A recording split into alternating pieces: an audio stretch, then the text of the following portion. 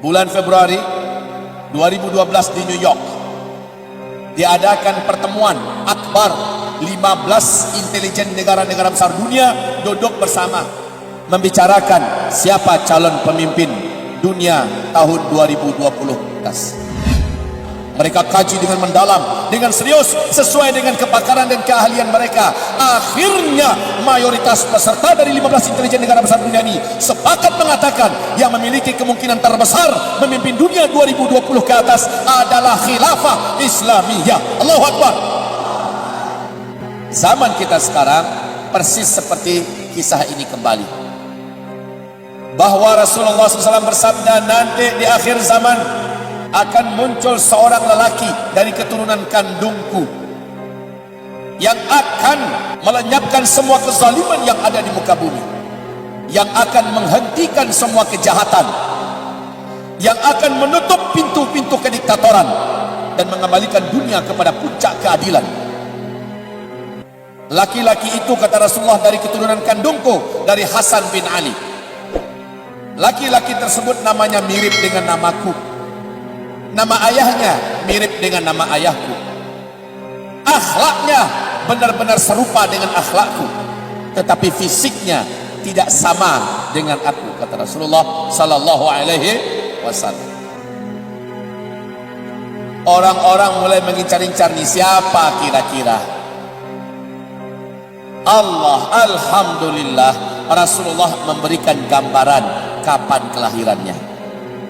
Rasulullah bersabda, dia lahir di akhir zaman, ditandai dengan terjadinya 2 kali gerhana dalam 1 bulan Ramadan.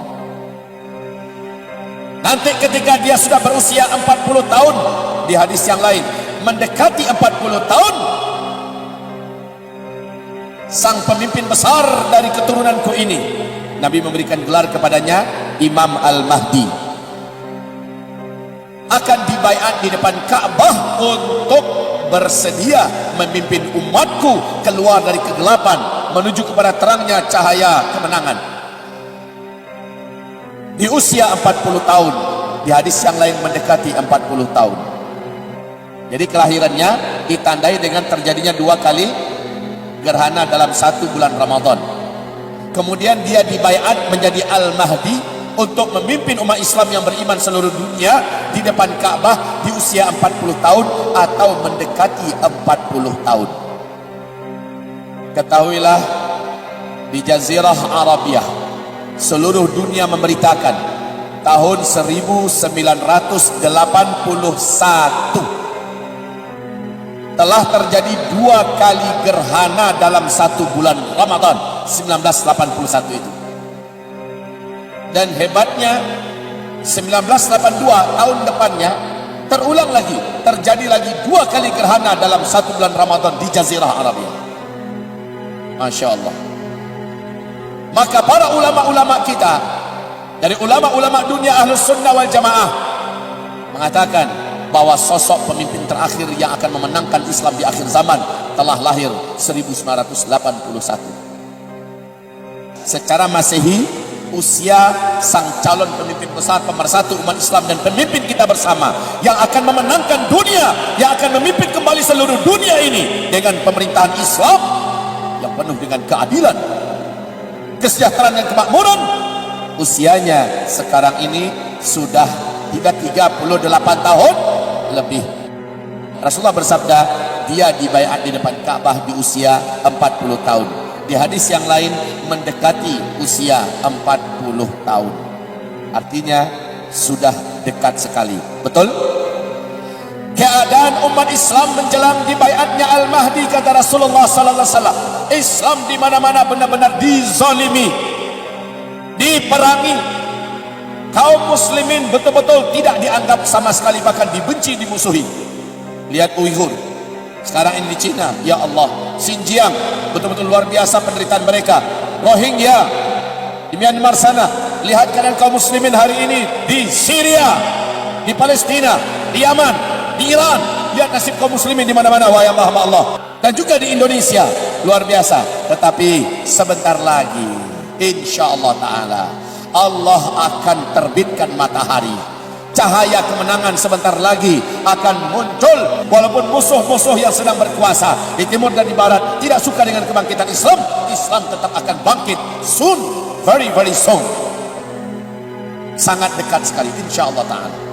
Dan itu terbukti bulan Februari 2012 di New York diadakan pertemuan akbar 15 intelijen negara-negara besar dunia duduk bersama membicarakan siapa calon pemimpin dunia tahun 2020. Dalam pembicaraan itu muncul 4 kandidat yang akan memimpin dunia kelak. Kandidat pertama masih Amerika Serikat. Kandidat kedua Cina. Kandidat ketiga adalah mafia-mafia internasional. Dan kandidat yang keempat khilafah Islamiyah. Mereka mengkaji satu persatu.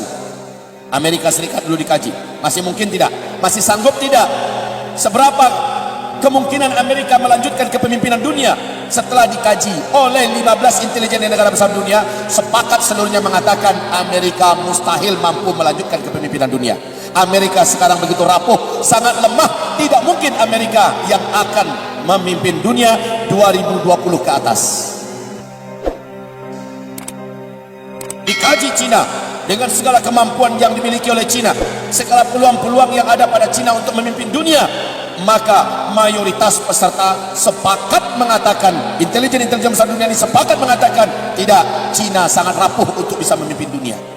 Maka masuk pada opsi yang ketiga, mafia-mafia internasional. Mereka lah yang akan memimpin dunia ke depan. Dikaji kemungkinannya, maka rontok kemungkinan yang ketiga. Lalu yang keempat, opsi keempat, khilafah Islamiyah. Mereka kaji dengan mendalam, dengan serius, sesuai dengan kepakaran dan keahlian mereka. Akhirnya mayoritas peserta dari 15 intelijen negara besar dunia ini sepakat mengatakan yang memiliki kemungkinan terbesar memimpin dunia 2020 ke atas adalah khilafah Islamiyah. Allahu Akbar.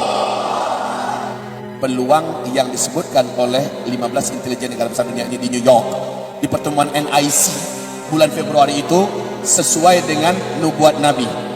Kalau sekarang Al-Mahdi sudah di usia 38 tahun lebih secara hijriah, artinya 1 atau 2 tahun lagi kita sudah punya pemimpin besar dunia ke depan. Betul tidak? Allahu Akbar. Bergembiralah. Walaupun penjahat-penjahat kebatilan, media semua di tangan mereka saat ini di dunia.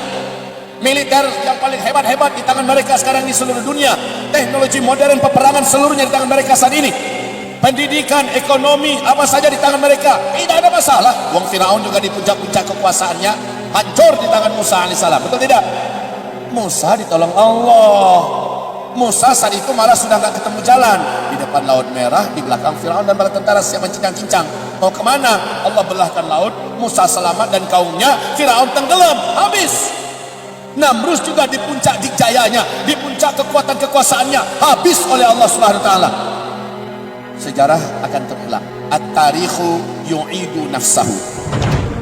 Tarikh sejarah akan kembali terulang.